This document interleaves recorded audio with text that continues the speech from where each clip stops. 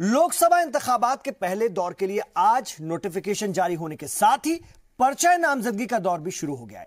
पहले दौर में 11 अप्रैल को वोटिंग होगी। उधर यूपी में खोई हुई जमीन की तलाश में जुटी कांग्रेस गंगा की लहरों पर सवार हो गई है। कांग्रेस जनरल सेक्रेटरी प्रियंका गांधी ने संगम पर गंगा पूजन करके प्रयागराज से बोट यात्रा शुरू की। प्रियंका बोट से 20 मार्च को वजीर आजम मोदी के गढ़ यानी वाराणसी पहुंचेंगी। इससे पहले प्रियंका ने यूपी कनेक्शन बताने के लिए खुली चिट्ठी लिखी तो ट्वीट करके यूपी को अपनी दादी इंदिरा गांधी की भी याद दिला दी। एक साथ कई पैगाम देने की कोशिश कर रही हैं प्रियंका गांधी वाड्रा। तो चलिए इस पर बात करते हैं। बहुत अच्छा पैनल इस वक्त मेरे साथ स्टूडियो में तशरीफ फरमा है। मेरे साथ इस वक्त शकील अंसारी साहब हैं, कांग्रेस पार्टी के सीनियर लीडर हैं। आप बिहार के वजीर भी रह चुके हैं, बिहार सरकार में वजीर रह चुके हैं। सर खैर मकदम है आपका। भारतीय जनता पार्टी के तेज तर्रार लीडर सैयद यासिर जिलानी साहब भी उनके बाजू में बैठे हैं। ऐसा लग रहा है कि आज या तो सब कुछ शांति से निमट जाएगा या बड़ा विस्फोट होगा। दोनों बहुत तेज तर्रार लीडर हैं। सैयद यासिर जिलानी साहब अक्सर टेलीविजन पर छाए रहते हैं और बहुत ही एग्रेसिव अंदाज में अपनी पार्टी का मौकिफ रखते हैं। मेरे साथ प्रोफेसर राजवीर शर्मा है, सियासी तज्जियाकार के तौर पर स्टूडियो में तशरीफ फरमा है। तो मैंने अपने साथ डॉक्टर अहमद खान साहब को भी जोड़ा है, बहुजन समाज पार्टी के लीडर है, उनसे भी हम बात करेंगे। और अनिल मिश्रा जी मेरे साथ हैं, सीनियर सहाफी और अक्सर हमारे प्रोग्राम का हिस्सा बनते हैं और अपनी गिराकद राय हमारे साथ शेयर करते हैं। आइए शुरुआत करते हैं। और सबसे पहले मैं जाना चाहूंगा कांग्रेस की तरफ। मैं शकील साहब के पास जाना चाहूंगा। शकील साहब, शुरू में 2 मिनट में अपनी आप बात रखिएगा।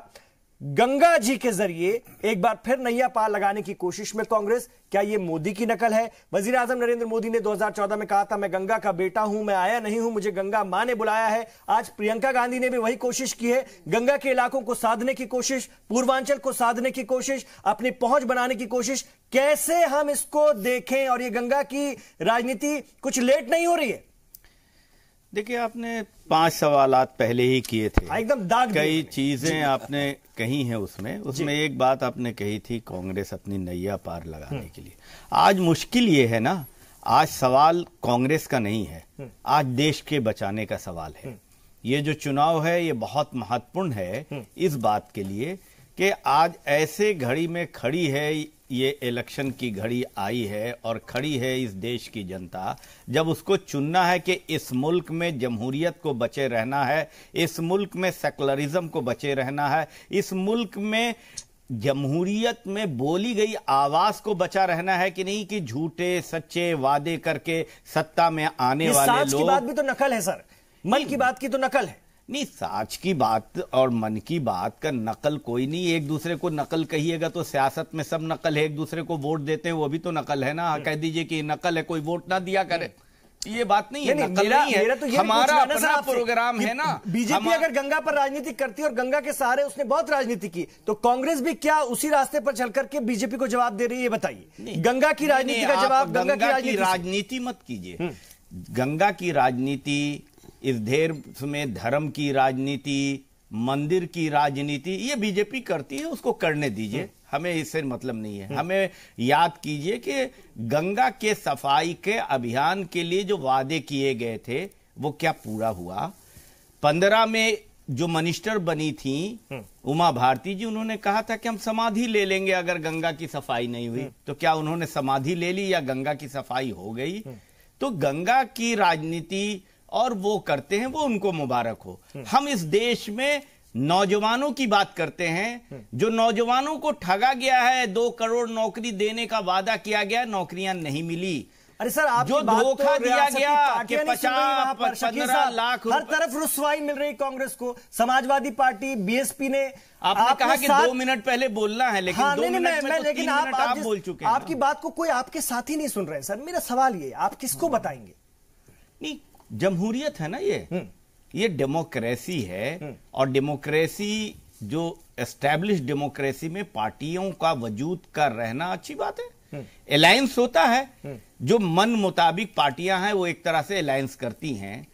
तो हम कोशिश कर रहे हैं अलायंस हो जाए, बीजेपी भी कोशिश कर रही है, उनका भी अलायंस कुछ हुआ, कोई जगह नहीं हुआ, कुछ हो रहा है, कुछ प्रयास है, हमारी भी है। आप इतना परेशान क्यों हैं? अलायंस तो हो जाएगा, निश्चित होगा, नहीं भी होगा तो हम लोग देश को बचाने के लिए एक तरह के लोग जो हैं इस चुनाव में जरूर अपनी भूमिका निभाएंगे। ठीक है सर, मैं आऊंगा। और जहां तक सवाल है, आपने कहा था मायावती जी का, भाई 2 सीट उन्होंने अगर गुडविल के लिए दिया था, तो 7 सीट हम 7 नेताओं के लिए गुडविल के लिए छोड़ रहे हैं। उसमें कोई ना हम अलायंस के साथ है आपके पास और ना है नहीं है, ये ना मेरा अलायंस के साथ नहीं है, ये सबको पता है। एहसान को माने तो ना माने, प्रेस कॉन्फ्रेंस माने, इससे आपकी जरूरत नहीं, मतलब वो आपको लगने नहीं देते, वो आपको हाथ ही नहीं रखने देते, कोई फर्क नहीं पड़ता। मैं लौट रहा हूं सर आपके पास, लौट रहा हूं। सैयद यासिर जिलानी साहब, कांग्रेस ये कोशिश कर रही है, गंगा की सियासत कर रही है, प्रियंका वाड्रा बोट पर सवार होकर निकल पड़ी है, 40 सीटों को साधने की कोशिश है गंगा किनारे की। बीजेपी खेमे में बेचैनी दिख रही है। महेश शर्मा कहते हैं, वजीर हैं कैबिनेट के, कहते हैं कि प्रियंका पहले हमारे देश की बेटी नहीं थी क्या, अब कैसे हो गई? ये घबराहट सी क्यों है? ये इस तरह की बयानबाजी क्यों है? ये बौखलाहट, ये बेचैनी क्यों है? देखिए, कोई बेचैनी नहीं है। और हमारे सीनियर हैं, कद्दावर नेता हैं कांग्रेस के, अंसारी साहब, और कह रहे थे कि भारत का जो सेकुलर ढांचा है उसको बचाना है, भारत के लोकतंत्र को बचाना है।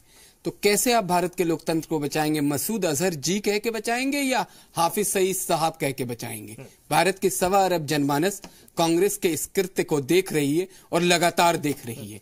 आपने अपने ही सवाल में आपके सवाल का ये जवाब दे रहे थे और कह रहे थे कि हम नौजवानों की तरफ देख रहे हैं। आप नौजवानों की तरफ खाक देख रहे हैं। आपकी प्रधानमंत्री इंदिरा गांधी कहा करती थी गरीबी हटाओ, गरीबी तो नहीं हटी, लेकिन उनके आगे आने वाली पीढ़ी, रॉबर्ट वाड्रा इस हिंदुस्तान के सबसे अमीर आदमियों में से एक आदमी हो गए। ये भी भारत की 1.25 अरब जनमानस ने देखा है। सुन लीजिए, मैं आ रहा हूं प्रियंका गांधी के मनोरंजन पे भी, मनोरंजन पे आ रहा हूं। प्रियंका गांधी जो आज एक नाव पे बैठ के मनोरंजन करते हुए दिखाई दिए हैं, उस पे भी आ रहा हूं, उनसे बात कर रही है, उस पे भी आ रहा हूं, बात कर रही है। किससे? उससे एक बात बताइए कि आप पिकनिक मनाने के लिए, जो छोटे छोटे शहरों में लोग पिकनिक मनाने के लिए हर साल भर और 6 महीने पे एक डेट का इंतजार करते हैं और उस उत्सव को मनाने के लिए आते हैं, उसी तरीके से प्रियंका गांधी का राजनीति में एंट्री होती है। जब भी इस तरह के चुनाव आते हैं, प्रियंका गांधी को लाया जाता है, क्योंकि कहीं ना कहीं राहुल गांधी की राजनीति पे प्रश्न चिन्ह लग गया है। तो लगता है कि शायद बहन आके नैया को पार कर देंगी, लेकिन नैया जिस नाव पे वो बैठ के मनोरंजन कर रही थी, पूरे भारत को दिख रहा था कि उसमें कितने लोग थे, उनका क्या असर हो। और सबसे बड़ी बात है कि आप एक बार नाव पे बैठती हैं और आपके जो लाइक माइंडेड पार्टी है, सुन लीजिए, अरे लाइक माइंडेड जो पार्टी है, लाइक माइंडेड पार्टी ने ये कह दिया कि मुझे 2 सीट नहीं चाहिए। आप गठबंधन यूपी में कर नहीं पा रहे, बिहार में आपका अभी तक एक भी सीट आप अनाउंस नहीं कर पाए। आपको यंग जो नेता हैं, तेजस्वी यादव जैसे लोग, वो आपको आंखें दिखा रहे हैं। वो कहते हैं कि हम आपको 5 सीट से ज्यादा देंगे नहीं, क्योंकि आपका जो जनाधार है बिहार में वो कहीं दिखता नहीं है। आप बताइए कि पूरे उत्तर भारत में कहां खड़े हैं? नहीं, मैं आपने अपनी बात कही, मैं उसी का जवाब दे रहा हूं कि कांग्रेस की ये दुर्दशा ऐसी क्यों हुई है? क्योंकि आपने अपनी राजनीति को कहीं ना कहीं। किलोमीटर सैयद यासिर जिलानी जी, बीजेपी में चिंता है कि नहीं? सावित्रीबाई फुले दलितों को भी साधने की कोशिश है, स्टूडेंट से बात कर रही हैं, वो गांव-गांव में पहुंचने की कोशिश कर रही है, शहीदों के घर भी जाएंगी, पुलवामा के उसमें बीच में जो जगह पड़ रही है, वो रोड से भी सफर करेंगी, बस में भी जाएंगी, नाव में भी जाएंगी, सब में जाएंगी। मतलब 3 दिनों में वाराणसी पहुंच करके चैलेंज करेंगी। भारत, इसलिए मैं पूछ रहा हूं, हमारे भारत के, हमारे खलबलाहट है क्या? संविधान के जो निर्माता हैं बाबा साहब भीमराव अंबेडकर को मैं नमन करता हूं कि उन्हें अभिव्यक्ति की आजादी एक ऐसी दी है भारत के लोगों को कि आप कहीं भी फ्री हैं और कहीं भी जाके आप कुछ भी कर सकते हैं। प्रियंका गांधी फ्री हैं। मैं आपको भाजपा की अपनी तरफ से आपको श्योर करता हूं कि जिस दिन सीट अनाउंस उत्तर प्रदेश की हो जाएगी, उस दिन पूरे उत्तर प्रदेश में उत्साह होगा लोगों के अंदर। जो जनमानस है वो इंतजार कर रहा है, क्योंकि जनमानस ने देखा है कि अगर किसी की रणनीति, किसी की राजनीति और किसी की विश्व भर में जो कूटनीति है वो मौजूदा सरकार के पास है, मौजूदा सरकार के मुखिया के पास है। किस तरह से उन्होंने दुनिया के देश को अपने सामने देशों को झुकाया है, देश उनकी तरफ देख रहे हैं। ये सारी चीजें उत्तर प्रदेश से लेके कश्मीर से लेके गुवाहाटी तक चर्चा की जाएगी और चुनाव में सारी बातें रखी जाएगी, जनमानस देखेंगे और 2019 में दोबारा प्रधानमंत्री पूरा बोल लेंगे। आपको बहुत सारा नहीं, मैंने अपनी बात रखी, आप लीजिए। बिल्कुल। डॉक्टर अहमद खान साहब, बहुजन समाज पार्टी एकदम पसंद नहीं कर रही है कांग्रेस को, जितना जो मैसेज मिल रहा है, जो बॉडी लैंग्वेज है बहन कुमारी मायावती जी की, आपके लीडर की, और जिस तरह से वो सीधे कह रही हैं। आपके समाजवादी पार्टी की प्रवक्ता ने भी कहा कि हमें जरूरत नहीं है, 7 सीटें छोड़ने की बात कह रही है कांग्रेस। आप लोगों को कोई जरूरत ही नहीं है, आप लोग तवज्जो ही नहीं दे रहे हैं, एक नेशनल पार्टी को तवज्जो नहीं दे रहे हैं, क्यों? नहीं देखिए, ये जो हमारा गठबंधन हुआ है सपा बसपा आरएलडी का, ये आज का गठबंधन तो है नहीं। ये 3-4 महीने पहले से वर्कर्स के बीच में बैठ के बातें हुई हैं, बूथ वाइज बातें हुई हैं, नेताओं के बीच में बात हुई है, और उसके बाद 38 सीटों का बंटवारा हो गया। अब ये बताइए कि जब हमारा सीटों का बंटवारा हो गया, हमारे कैंडिडेट्स ऐलान हो गए कि कौन कहां से लड़ेगा, बहुत से लोग आज से कल में पर्चा भी भर देंगे। अभी जिलानी साहब कह रहे थे कि हमारे वहां सीटों का जब ऐलान हो जाएगा तो भूचाल आ जाएगा, तूफान आ जाएगा, क्या आ जाएगा। अभी उनके कैंडिडेट्स, इसका मतलब ये जितने कैंडिडेट्स इनके हैं अभी तो वर्तमान में एमपी वो नाकादा घोषित हो गए, उनको नहीं ऐलान करना चाहते हैं। तो हमारा गठबंधन जो है वो मजबूत गठबंधन है, इसलिए हमने कहा कांग्रेस को कि देखिए इस गठबंधन को जनता ने स्वीकार कर लिया है, और इसका एग्जाम्पल हमने दिया आपको कि गोरखपुर में दिखा दिया आपको। अरे आपके गठबंधन के गणित को खराब करने की फिराक में है कांग्रेस। देखिए प्रियंका गांधी लगातार कोशिश कर रही है, 40 सीटों पर अभी इस वक्त जो है पूरा असर डालने की कोशिश कर रही है। वो आपकी बौखलाहट की वजह है क्या? मायावती क्यों नहीं? कांग्रेस ने इतना बड़ा दिल दिखाया, आप लोग क्यों नहीं? समाजवादी पार्टी भी आपके सुर में सुर मिला रही है, उस बड़े दिल का एहतराम तो कीजिए। बड़ा दिल कब दिखाया आप बताइए? जब सारा चमन लुट गया तब बड़ा दिल दिखा रहे हैं आप? कहां था बड़ा दिल आपका? जब मध्य प्रदेश में चुनाव हो रहा था, जब राजस्थान में चुनाव हो रहा था, तो बड़ा दिल कहां था आपका? जब हमने अपने कैंडिडेट डिक्लेयर कर दिए, जब आपको लगा कि मेरी जमीन खिसक रही है, तब आप बड़ा दिल दिखा रहे हैं। ऐसे कुछ नहीं होता है, और जनता ने मन बना लिया है। देखिए चौकीदार जो है वो अपने आप को चौकीदार बता रहा है, हमारी जनता जो है वो थानेदार है। वो चौकीदार को चोरी पकड़ चुकी है, 15 लाख नौकरियां नहीं आई पकड़ चुकी है, नौजवानों को नौकरी नहीं मिली पकड़ चुकी है, और जनता ने ये किसानों ने मन बना लिया है कि हमारी आय दुगनी नहीं हुई। हम लाठी लेकर के आज खेतों में खड़े हैं कि गाय भैंस छुट्टा जानवर हमारे खेतों को खा रहे हैं। तो इस सब चीजों का असर है, और जनता ने मन बना लिया है कि यही गठबंधन जो है भारतीय जनता पार्टी को हराएगा। इसलिए हमने अब उसमें कोई तरमीम करने का इरादा नहीं रखा है, और यही गठबंधन Bharatiya Janata party over confidence तो नहीं हो गया? ओवर कॉन्फिडेंस नहीं है, ये हम फिर आपसे करें खान साहब कि देखिए हमने आपको दिखाया है गोरखपुर में योगी आदित्यनाथ जैसा, जिसका वही लोग कहते हैं बहुत बड़े नेता हैं, उनके गढ़ में जहां कांग्रेस भी लड़ रही थी, हमने सिर्फ समर्थन किया था, हम तालमेल नहीं था तब हमारा, हमने सिर्फ सपा को समर्थन किया था, उसको बुरी तरह से हराया हमने इलाहाबाद में हराया, हमने कैराना में प्रधानमंत्री मोदी जी ने तो साइड में रोड शो भी कर दिया था, तो भी हार गए। तो हमने तो एग्जाम्पल दिखा दिया कि जनता ने हमको स्वीकार कर लिया है। ठीक है, अब हम ही इनको हराएंगे, दूसरा कोई हरा नहीं सकता। मैं आ रहा हूं सर आपके पास, मैं अनिल जी के पास जाऊंगा। अनिल मिश्रा जी, प्रियंका गांधी वाड्रा सीतामढ़ी में जा रही हैं, विंध्यवासिनी देवी भी पहुंचेंगी वो दर्शन करने के लिए, बनारस में जाकर के होली खेलेंगी। इतने सारे मैसेज इस यात्रा में, इस सफर में एक साथ, किसका आधार हिराने की कोशिश है? भारतीय जनता पार्टी का नुकसान, या फिर ये गठबंधन जो कि घबराया, जो सीधे तौर पर अगर हम देखें तो चिढ़ रहा है, कहीं ना कहीं पसंद नहीं आ रहा है? मायावती जब इस तरह से अटैक करती है तो आप नहीं रहा है, हमने मना कर दिया, और खासतौर से भीम आर्मी ने भी अपने आप को पीछे कर लिया है, फिर क्या वजह है?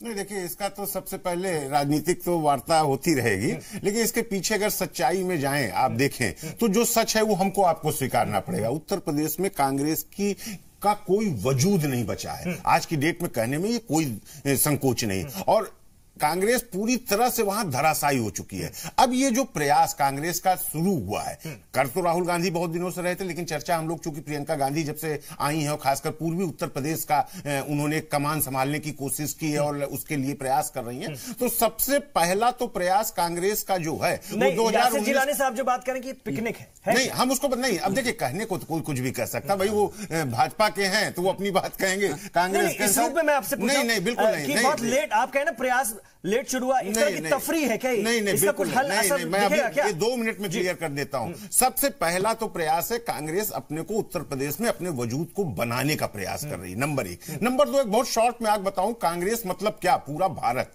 आप थोड़ा सा पीछे चले जाएं, आजादी के बाद के इतिहास में था क्या कांग्रेस? उसमें चाहे SC ST हो, चाहे BC हो, चाहे फॉरवर्ड हो, चाहे बैकवर्ड हो, और चाहे धर्मों पे आ जाए, हिंदू, सब किसको सपोर्ट करते? तो मतलब सबका आधार कांग्रेस ही था। कांग्रेस से ही टूटकर अगर आप देखें तो ये पार्टियां बनी बनी है, उन्हीं के वोट बैंक निकले।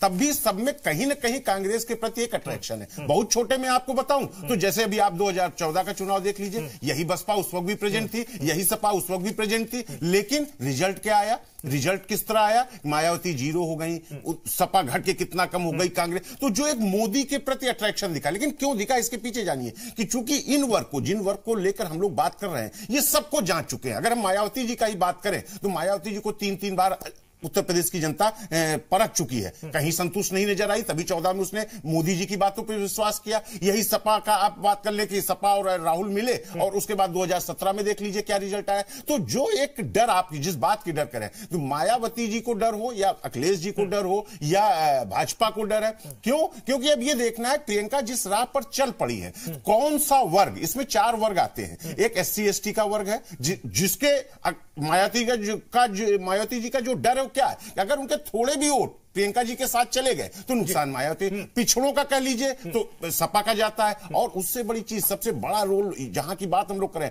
वहां किसान निभाएंगे। और किसान किसकी तरफ, किससे आकर्षित होते हैं? क्योंकि थोड़ा सा आप ध्यान दीजिए कि अभी 3 स्टेट में जो चुनाव हुआ वहां इन किसानों के दम पे कांग्रेस ने जीता है। और जीतने के बाद जिस तरह की घोषणाएं की हैं इन्होंने, जिस तरह लुभावने वादे करते चले जा रहे हैं, तो ये एक एग्जाम्पल वहां प्रेजेंट कर रहे हैं। अगर कहीं किसान इनकी तरफ पलट गए तो किसान एक वर्ग ऐसा है कि जो भाजपा को बहुत बड़ा नुकसान देगा। और उसके एक लाइन में जो युवा रोजगार है, तो देखिए युवा में हमेशा एक क्रेज होता है। प्रियंका गांधी युवा है, प्रियंका गांधी का एक क्रेज है जिस खानदान से 20 राज्यों में, मैं बताऊं आपको अनिल जी, 20 राज्यों में 2014 में कांग्रेस खाता भी नहीं खोल पाई थी। वो पार्टी आप कह रहे हैं कि आज एकाएक जो है लोग उस पर यकीन कर लेंगे, इस मुहिम से जो है लोग आ जाएंगे सीधे उनके गिरफ्त में।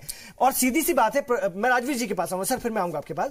क्षेत्रीय दल कांग्रेस का वोट काट करके राजवीर जी अपनी ताकत बनाते हैं, बना चुके थे, उन्होंने सत्ता भी हासिल की। ऐसे में ये सीधे तौर पर उनकी भी अपनी वजूद की, अपने अस्तित्व की लड़ाई है। वो इतनी आसानी से कांग्रेस को यहां पर राजनीति करने देंगे?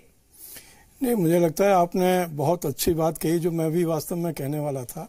वो ये है कि जितने भी क्षेत्रीय दल हैं उनका प्रयास ये है कि किसी भी तरीके से कांग्रेस या तो 40 से ऊपर ना जाए और 40 की जगह 39-38 रह जाए तो अच्छा है।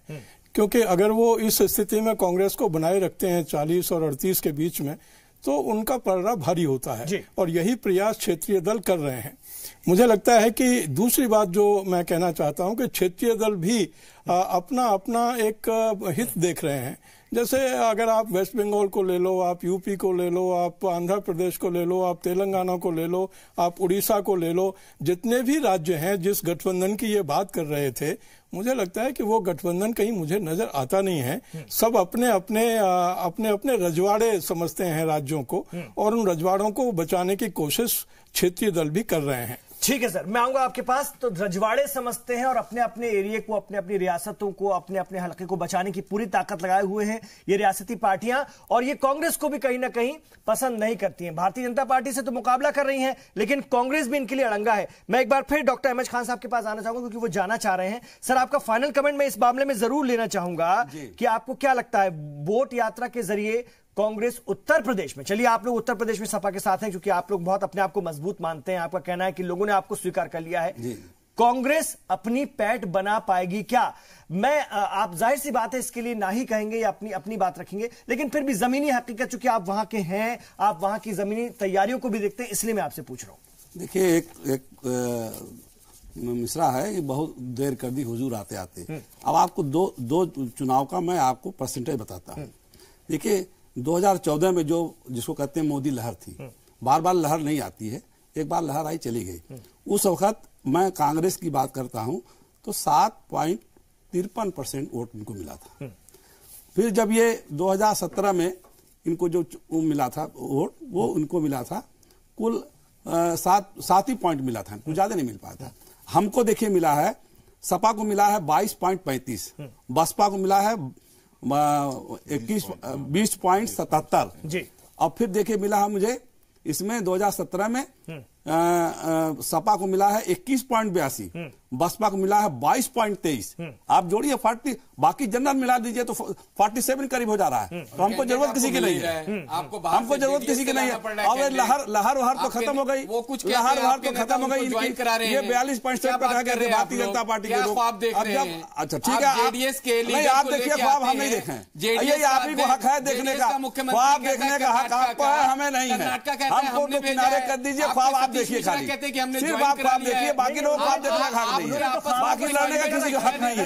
यही देखेंगे ख्वाब, बस जिलानी साहब आप ही देखिए ख्वाब, बाकी लोग नहीं देख सकते हैं। बाकी लोग नहीं, सारा बेईमानी कर लीजिए आप, सारा 2014 में इनका 2014 में खाता नहीं खोला, खाता खुला नहीं खुला, आपको बता रहा हूं। आप मलाई काटने के लिए देखिए, हमारी पार्टी सुनिए, हमारी पार्टी सिर्फ राजनीतिक दल नहीं है, ये एक आंदोलन है। जरूरी नहीं है, हमने आपको परसेंटेज बता दिया कि आपका अपना दल 1% पाके 2 सीट पाता है, 1% वोट पाके 2 सीट पाता है, लेकिन हम 22% वोट पाके हम नहीं पा रहे हैं। तो ये आंकड़ा नहीं है, ये कहना आप अपना देखिए, आपको चुनाव बताएगा, अभी मई जून में पता चल जाएगा। खान साहब के पास अपना गणित है, खान साहब के पास अपना गणित है और बीजेपी का अपना कॉन्फिडेंस है। मैं इस पर और बात करता हूं, अगर आप लोग कुछ पहले कोशिश करते, कोई अजीम इत्तेहाद लेकर आते जो 1 साल पहले की चर्चा थी, किस तरह से बेवकूफ बनाएंगे लोगों को, मेरे सवाल का जवाब दीजिए। नहीं, आपने सवाल नहीं किया है, सीधा आपने तो किसी पक्ष की बात कर दिया, आपने तो बेवकूफ बनाना और ये बनाना। नहीं, आपने शब्दों का नहीं, आप मैंने इसलिए कहा, मैंने सही चयन किया सर, मैंने सोच समझ कर चयन किया ना, मैंने इसलिए सोच समझ कर। 1 साल पहले जाइए, मार्च का महीना था सर, एक बड़ा अच्छा डिनर हुआ था सोनिया गांधी जी की आवाज। ऐसा है कि तमाम लोग, सुनिए ना, सिर्फ आप बोलते हैं, हम नहीं बोलते हैं। सुनिए ना, आप बोल दीजिए, सुन तो लीजिए। तमाम लोग इकट्ठा हुए थे, राहुल गांधी ने ट्वीट किया था, खाना बहुत अच्छा बना था, और बहुत सारी उन्होंने बातें की थी कि आगे आने वाले दिनों में इसका बड़ा असर दिखेगा। हम आज 1 साल बाद भी इस असर की बाट जोड़ रहे हैं, राह जोड़ रहे हैं। इसलिए मैंने पूछा, कैसे किस को बेवकूफ बनाएंगे? नहीं, बेवकूफ फिर आपके इन शब्द से मुझे बहुत आपत्ति है। एक एंकर को इस तरह के शब्दों का उपयोग कम से कम नहीं करना चाहिए, लेकिन आप हमको बोलने भी नहीं देंगे, ये भी हम जान रहे हैं। आपसे सवाल, आप मुझे बात करने दीजिए, जब आप सवाल कीजिए तो हमें बोलने भी दीजिए, लेकिन आप बोलने नहीं देते। आप बोले, मैंने आपसे सवाल किया।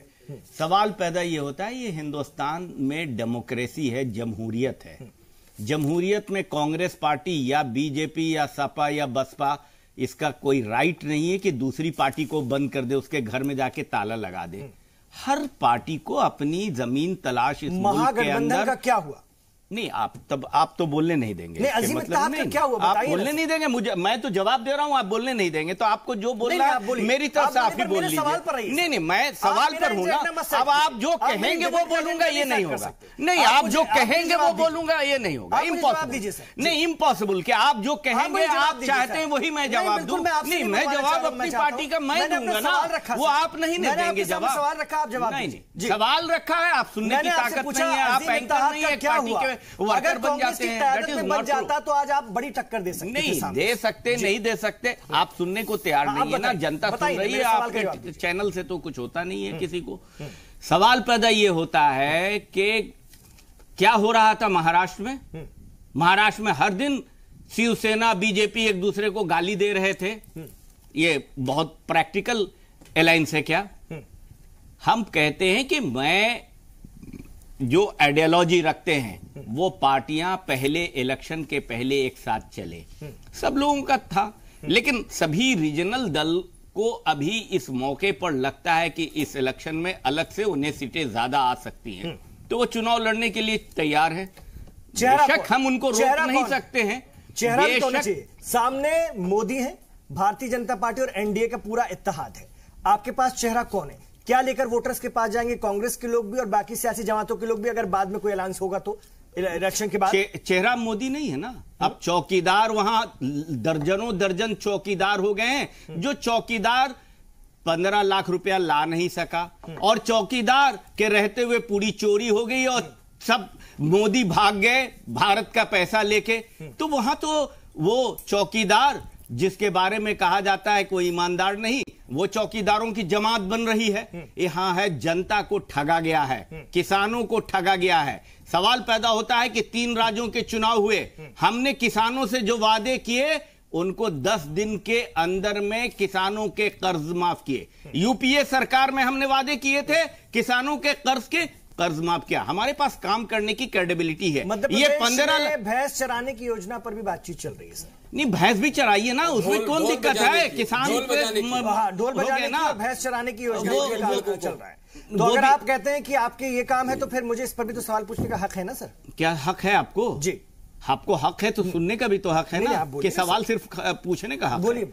हमारा सवाल जब होगा जब आप एक सवाल करेंगे, अभी वो सवाल पूरा नहीं होगा। हम समझते हैं कि बीजेपी इस मुल्क को पीछे ले गई है, नौजवानों का भविष्य अंधकार में हो गया। 15 लाख रुपए किसी के अकाउंट में नहीं गए हैं। सवाल यहां है, इस बात का है, चौकीदार ने चौकीदारी सही से नहीं की है और एक नहीं 1000 चौकीदार बन जाए। जब चोरी हो गई इस मुल्क के अंदर तो चौकीदारों की क्या जरूरत है, जनता इस बात को समझ रही है। और यह काम कांग्रेस पार्टी या उसकी अलायंस दल या सहमत दल चुनाव में साथ रहने पर या चुनाव के बाद साथ रहने पर, आप मोदी की सरकार यहां नहीं रहेगी। ये इस मुल्क के अंदर जिस तरह से अफरा तफरी है, नफरत की दुकानें चलाई जा रही हैं, अब यहां इस देश की जनता ये नफरत की दुकानें नहीं चलेगी। पूरे देश में कांग्रेस की रुसवाई है, वो आप समझ रहे हैं नहीं ना, वो आप नहीं, आप कह रहे हैं कि रुसवाई है, हमारी कोई रुसवाई नहीं है। हम जो वादे किए हैं, हमने वादे पूरे किए हैं, हमारी क्रेडिबिलिटी है। हम किसको अपोजिशन का रोल किया है, अब जनता आएगी। अभी तो हिसाब देना है मोदी जी को ना, हमें हिसाब नहीं देना है। आप हमारी हिसाब की बात कर रहे हैं। आप जरा बीजेपी से भी पूछ लेते ना, उनके अकाउंट का खोज लेते कि उन्होंने जो घोषणा पत्र में जो चीज कहा था वो घोषणा पूरा किया कि नहीं किया। पहले उनसे पूछ लीजिए। पहले तो मैं ये कहूंगा कि मुझे बहुत फक्र है अपने आप को चौकीदार कहने में, क्योंकि आई स्टैंड विथ, मैं भी चौकीदार, इसलिए कि हमारा चौकीदार इज ऑनेस्ट, आवर चौकीदार इज ट्रस्टवर्दी, आवर चौकीदार इज पैट्रियोट, आवर चौकीदार इज ट्रू, आवर चौकीदार इज देश सेवक, आवर चौकीदार इज हार्ड वर्किंग, आवर चौकीदार इज इफेक्टिव, आवर चौकीदार is result oriented.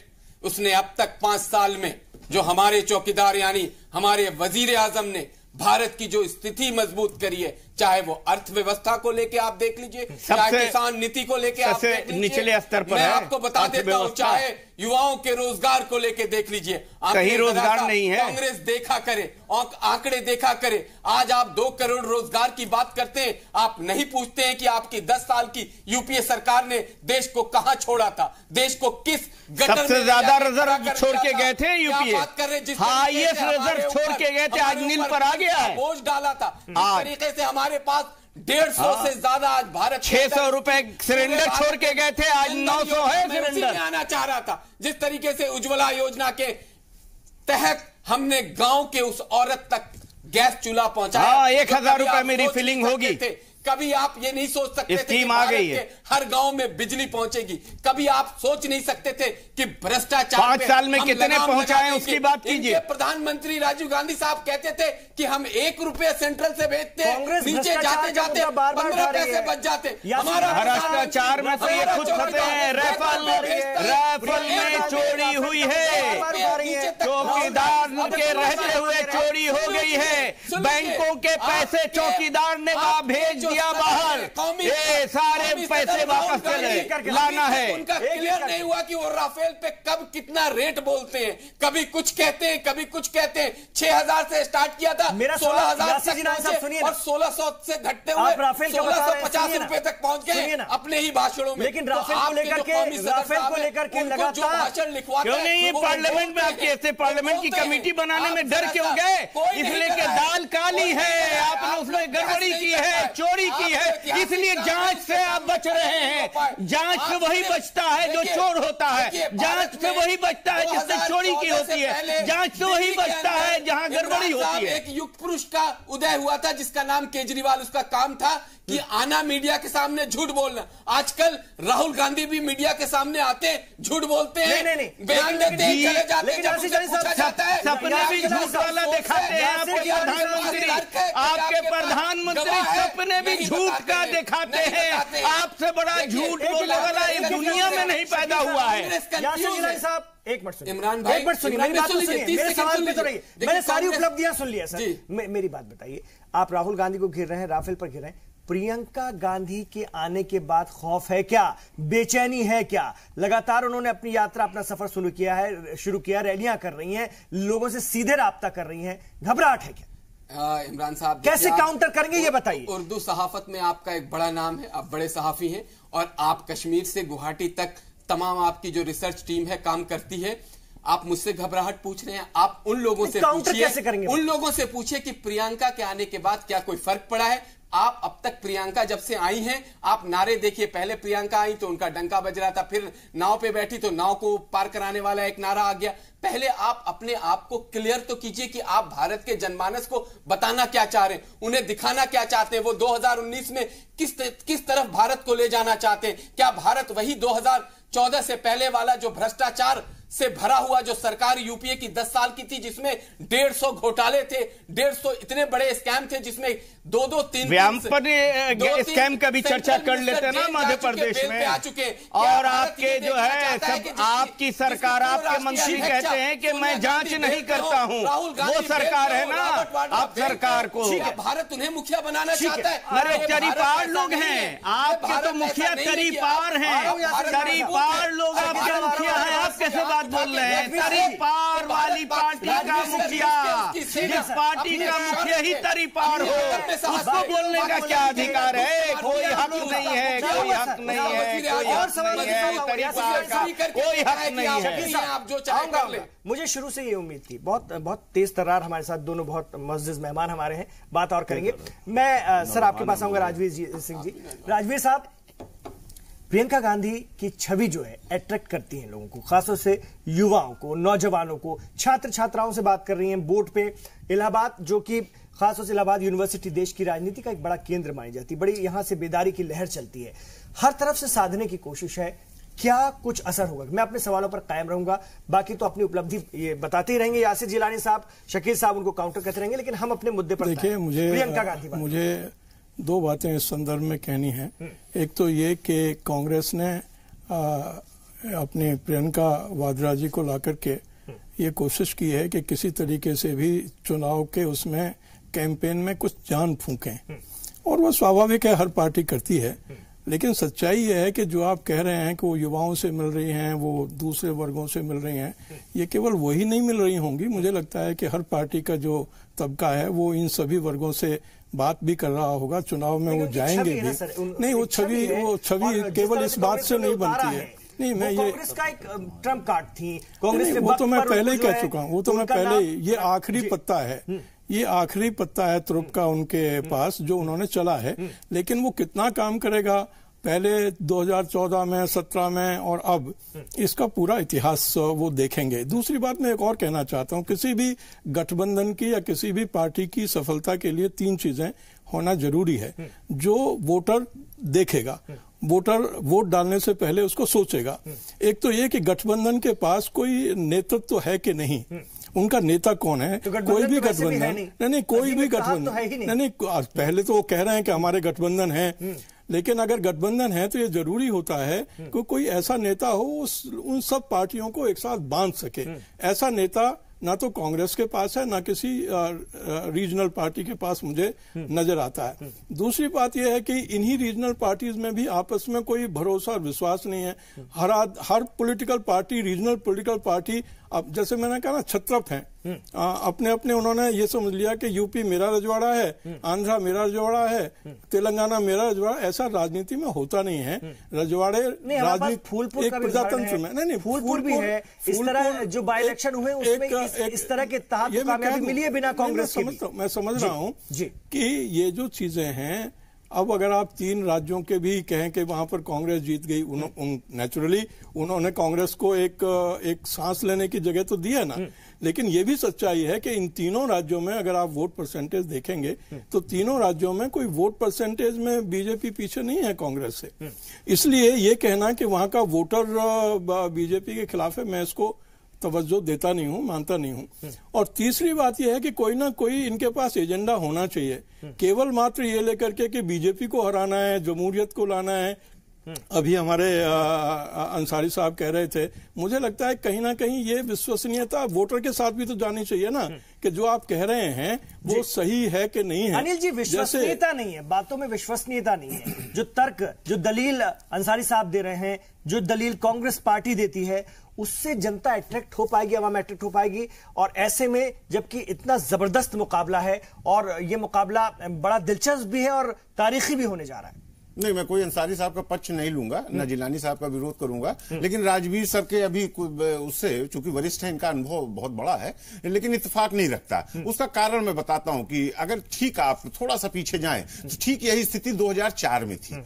Atal ji का जो इंडिया साइनिंग था वो कहीं आज मोदी जी के नया भारत से कहीं बड़ा था और उससे ज्यादा विश्वास भारत की देश की जनता में दिखा था। और मैं नहीं समझता कि इससे ज्यादा आत्मविश्वास उस वक्त अटल जी और अटल जी की पूरी भाजपा में था कि हारने की कहीं कोई उम्मीद नहीं है। और जो एक प्रश्न उठा, जैसा राजवीर सर कर रहे थे, कि गठबंधन का कोई एक नेतृत्व होना चाहिए, कोई एक आयाम दिखना चाहिए, कोई उद्देश्य दिखना चाहिए। आप याद करें 2004 ठीक यही स्थिति थी, गठबंधन बना था, कोई नेता नहीं था। उस वक्त नेता चुनने में क्या स्थिति हुई, कैसी हुई, आपने देखा है। कोई ऐसा आज जो मोदी सरकार जिस चीज को विकास की बात करती है, अगर आप देखें तो लगभग 2004 के पहले की अटल जी की जो योजनाएं थी, चाहे वो सड़क योजना हो, चाहे जलमार्ग योजना हो, जिस भी फील्ड में देखें लगभग वही है।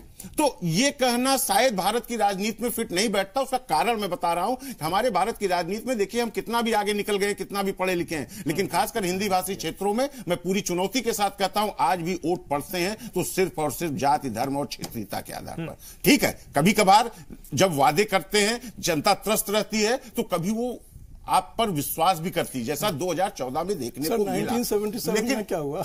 मैं बता रहा हूं सर, 1977 में देख लीजिए आप, जितना भी हमारा इतिहास है, आप देखिए जब भी गठबंधन, ठीक है सर, आपका कहना कि जब चंद्रशेखर का बनाया, मुझे आपकी बातों से अनिल जी लग रहा है, आपको लगता है कि मैं मेरे मुद्दे पर रहूंगा, आपको लगता है प्रियंका गांधी की या कांग्रेस की ये जो हिकमत अमली है इस वक्त ये काम करेगी, आपको ये लगता है ना? नहीं, देखिए आप गलत समझ रहे हैं, मैं ये नहीं कर रहा हूं, आप वही तो समझाने की कोशिश कर रहे हैं। मैं मेरा सवाल ही वही समझाने की कोशिश क्या कर रहा हूं, ये समझें आप कि जब रिजल्ट आएगा तो 2004 की तरह चौंकाने वाला आ जाए, कोई बड़ी बात नहीं है। अब आप उस पर मैंने जवाब दिया कि फिर नेता कौन है, किसके लिए, तो आप, मैंने ये बताया कि आप 2004 में देख लीजिए कोई नेता नहीं था, या आप ज्यादा नहीं 2 साल पहले चले जाइए, उत्तर प्रदेश में चुनाव हो रहा था, भाजपा ने भी 2-3-4 पार्टियों से गठबंधन किया, नेता नहीं था, नेता चुनने में कितनी दिक्कत हुई थी। तो बात इस पर नहीं है, बात सीधी सी है, हमारे यहां क्षेत्रीयता पर, जातीयता पर, धर्म पर आधारित चुनाव होते हैं और उसके बाद विकास आता है। अगर आप ध्यान दें तो अभी 3-4 जो चुनाव हुए, उपचुनाव, खासकर उत्तर प्रदेश में हम लोग बात कर रहे हैं, तो जो वो एक रिजल्ट देखिए, उस वक्त लहर थी,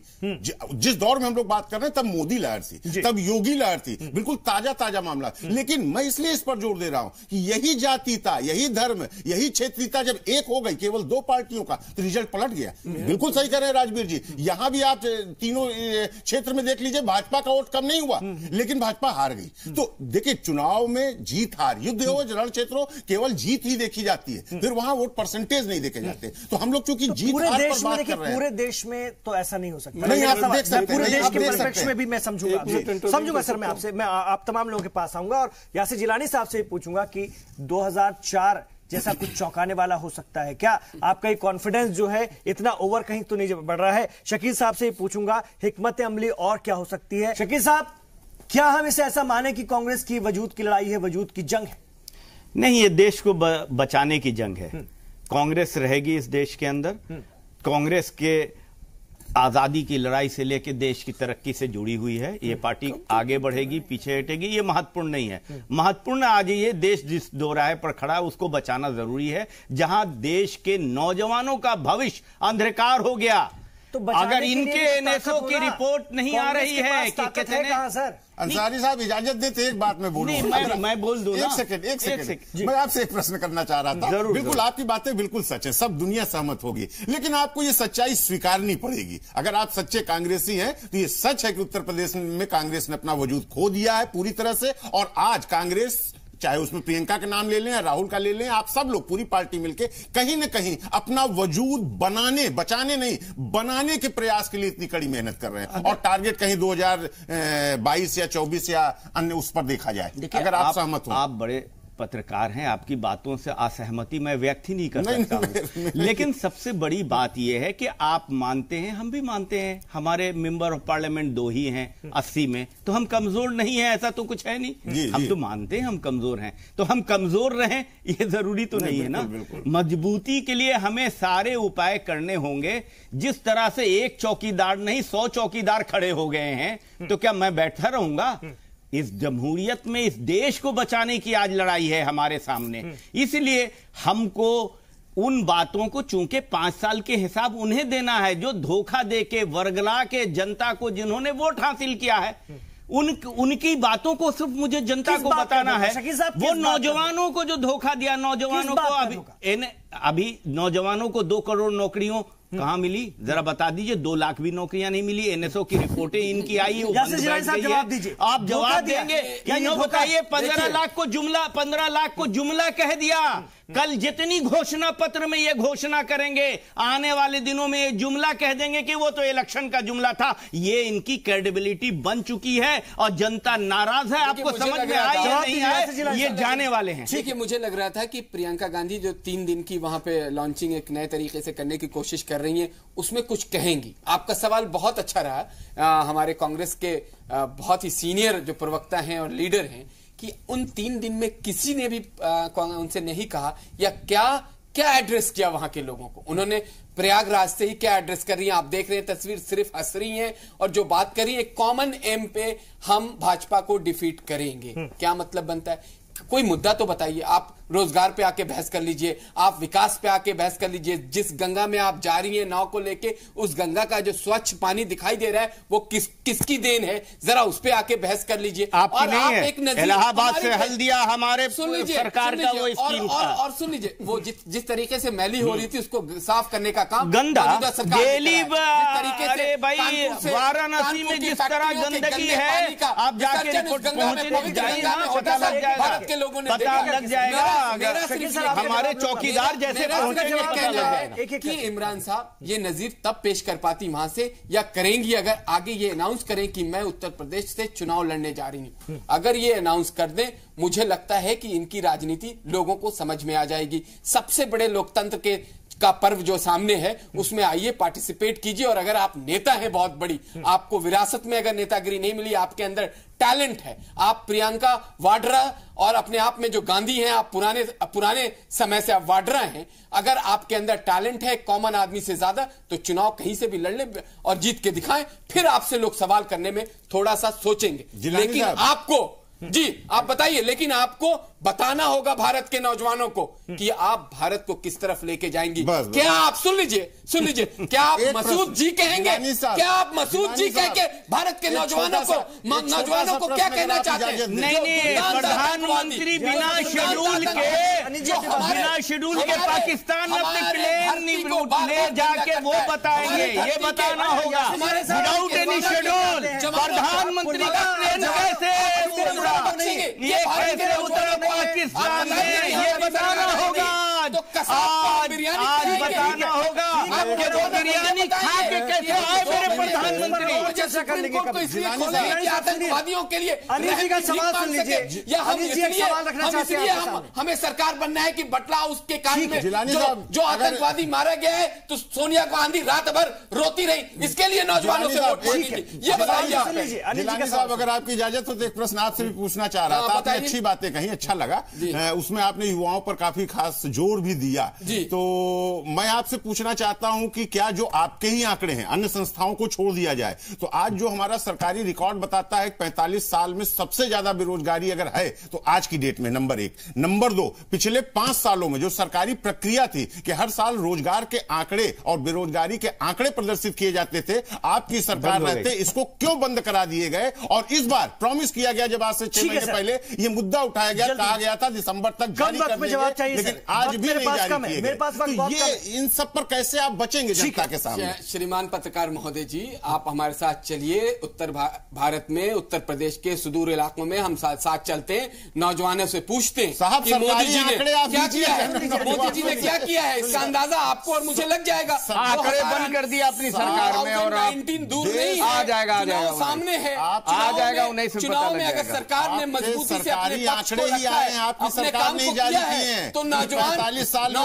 आपको हार पहनाएंगे। और अगर हमारी बात को मानेंगे तो हमें हार पहनाएंगे। चलिए साथ चलते हैं, निकलते आपको तो हार मिलेगी, प्रवास पढ़ते। हार माला की बात कर रहा हूं, हार मिलेगी, हार माला की बात कर रहा हूं। आप अल्फाजों को पकड़िए मत। अभी आपके लिए दिल्ली बहुत दूर है। 40 से मुझे यकीन है कि इस बार जो महागठबंधन का खेल में आप लोग फंसे कहीं 30-32 पे, मैं बड़ा मॉडरेट होकर आपको दे रहा हूं, 30-32 पे कांग्रेस रुक न जाए, क्योंकि महागठबंधन आपको बख्शने वाला नहीं।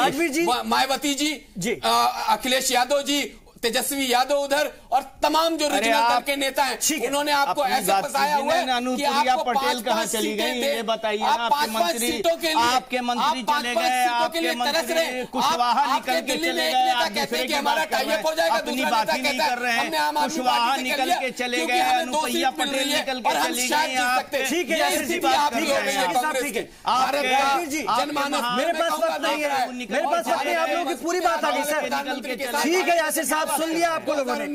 ठीक है, ठीक है, आप बैठिए। राजवीर जी, 2019 प्रियंका गांधी वाड्रा गंगा पार लगा पाएंगी कांग्रेस को? फाइनल कमेंट आपका जल्दी से, बहुत कम वक्त लगता है कि दो बातें मैंने शुरू में कही थी कि जो अपोजिशन है इस समय क्राइसिस ऑफ कॉन्फिडेंस और क्राइसिस ऑफ ट्रस्ट और क्रेडिबिलिटी इससे गुजर रही है। उसमें कोई भी आदमी कहीं ऐसा नजर नहीं आता है जो उस गैप को भर सके।